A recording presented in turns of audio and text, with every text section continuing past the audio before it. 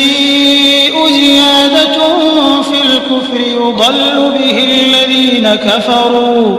يحلونه عاما ويحرمونه عاما ليواطئوا عدة ما حرم الله فيحلوا ما حرم الله زين لهم سوء أعمالهم والله لا يهدي القوم الكافرين.